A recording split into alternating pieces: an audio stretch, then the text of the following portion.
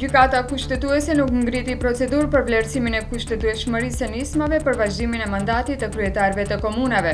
Sipas gjykatës informuese Elena Gosheva, kjo është kompetencë ekskluzive e kuvendit edhe përkundër asaj kjo është e pakontestueshme se ka një zbrastirë ligjore, sepse nuk ka mekanizma të paraparë për atë se çfarë duhet bërë në rast se zgjedhjet lokale nuk mund të mbahen në afatet ligjore.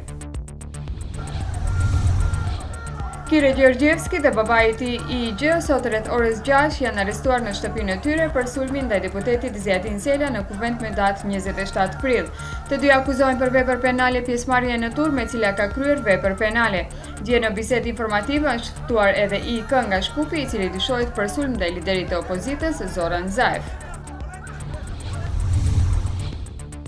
Prokuroria Publike në Shkup kumtoi se janë siguruar të gjitha materialet dhe provat të cilat mund të ndihmojnë hetimin në lidhje me rastin e mjekës JMS nga klinika e nefrologjisë dhe profesoresh pranë Fakultetit të Mjekësisë, e cila mbrëm u gjet e vdekur në shtëpinë e saj me lëndime të shkaktuara me thik. Po bëhen edhe analiza të ADN-s dhe po merren në pyetje dëshmitar.